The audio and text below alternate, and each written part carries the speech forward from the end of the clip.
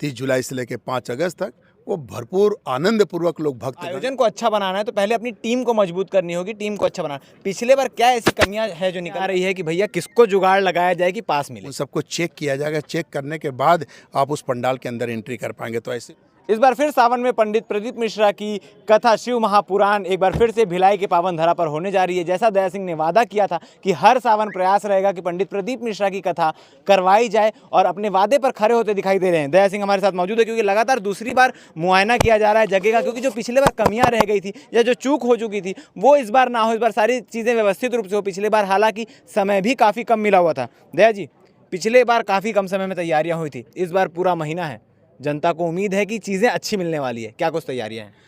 पूरी तरह से तैयारियां हम कर ली हैं और पूरी टीम लग गई है। और आज प्रशासन शासक के साथ बैठक हुई, एडीएम साहब से लेकर एडिशनल एसपी सीएसपी साहब सब आए थे, पीडब्ल्यूडी से लेकर राजेश तक सब लोगों ने एक मुआयना किया। कहाँ भंडारे, किस तरह की व्यवस्था, किस तरह पार्किंग, कितने दूर में पार्किंग हो, कहाँ कहाँ पंडाल थे और कहाँ पंडाल लगाने पड़ सकते हैं और किस तरह का रहेगा। तो सब चीज़ों पे बढ़िया विस्तृत घंटे भर बैठ के अच्छी चर्चा हुई। सार्थक सब लोगों ने दौरा करके एक पूरी प्लान किया और प्लान के साथ ये मान के चलिए कि जो अंतर्राष्ट्रीय कथावाचक प्रदीप मिश्रा जी की कथा है 30 जुलाई से लेकर 5 अगस्त तक वो भरपूर आनंद पूर्वक लोग भक्तगण लेंगे। और ये भिलाई का अपना सप्ताह था, भिलाई की अपनी मांग थी, भक्तों की ये मांग थी कि सावन के पर्व में पिछले साल हुआ तो इस साल होना चाहिए। तो ये भक्तों के भाव से भिभोरों के देवादेव महादेव चाहे और प्रदीप मिश्रा जी का फिर आगमन हो रहा है। किसी भी कार्यक्रम को लेकर सबसे पहले मौसम अलर्ट चेक किया जाता है घर परिवार द्वारा कि भैया बारिश तो नहीं हो रही, और आप भरे बारिश के बीच में ये इवेंट करवा रहे हैं। देखिए,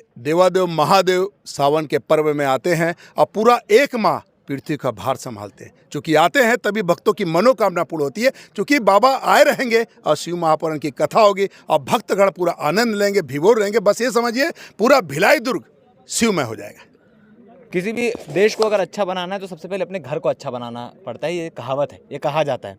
तो अगर इस आयोजन को अच्छा बनाना है तो पहले अपनी टीम को मजबूत करनी होगी, टीम को अच्छा बनाना। पिछले बार क्या ऐसी कमियां है जो निकल कर आई है कि भैया पिछले बार ये कमी हो गई थी, इस बार ना हो? ऐसे तो खैर पिछले समय में कोई कमी नहीं मिली थी क्योंकि 7 दिन में भरपूर आनंद के साथ सबने किया था। लेकिन इस बार चूंकि थोड़ा भीड़ बढ़ेगी तो थोड़ा स्पेस हम बढ़ा ले रहे हैं।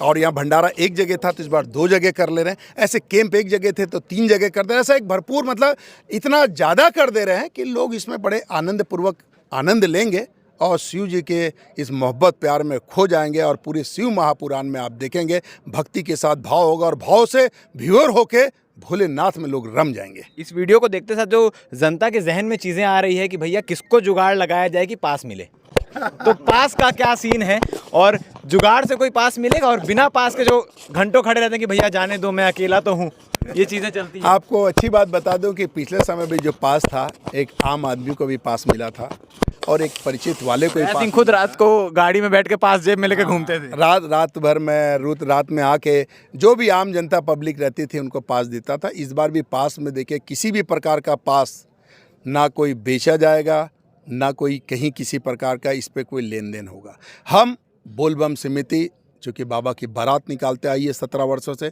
कभी कोई किसी भी प्रकार का ये बोलबम समिति का अपना कार्य है क्योंकि बोलबम सेवा एवं कल्याण समिति, सेवा से कल्याण हो इस भाव के साथ ये समिति कार्य करती है। फेक पास भी पकड़ाए थे शायद, जो खुद फेक पास लोग डुप्लीकेट पास को बनाए थे। तो इस बार डुप्लीकेट पास इसलिए नहीं बना पाएंगे क्योंकि 7 दिन में 7 कलर के पास होंगे और 7 डिजाइन के पास होंगे और 7 तब तक पुराना नहीं बन ही नहीं पाएगा, उसका डुप्लीकेट हो ही नहीं पाएगा। ऐसा इस बार हमने उसमें रिपोर्ट डलवा रहे हैं जो एक अलग पास होगा जो लोग लेंगे। लेकिन हम आम जनता, आप पब्लिक और जो बाबा का भक्त है, जो बाबा का सेवक है, जो बाबा का अनुयायी है, उन सबको पास मिलेगा और वो भरपूर आनंद पूर्वक देखेंगे और बाबा के इस प्यार में शिव महापुराण में खो जाएंगे। इस धरातल पर तीसरी बार ये कथा होने जा रही है। भिलाई की जनता इसके लिए पहले से तैयार है और सब जनता मिलकर सपोर्ट भी करती है, अपना कार्यक्रम समझकर आगे आती है।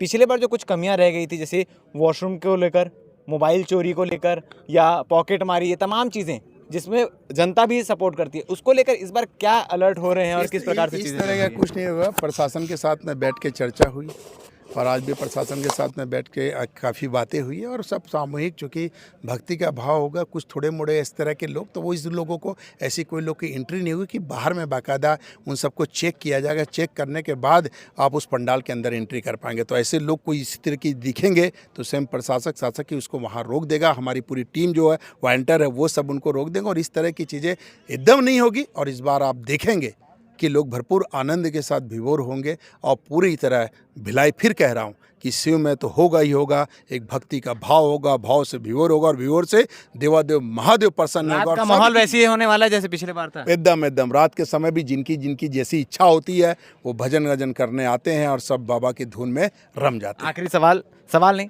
जनता से क्या कहना चाहेंगे आप, क्या संदेश रहेगा?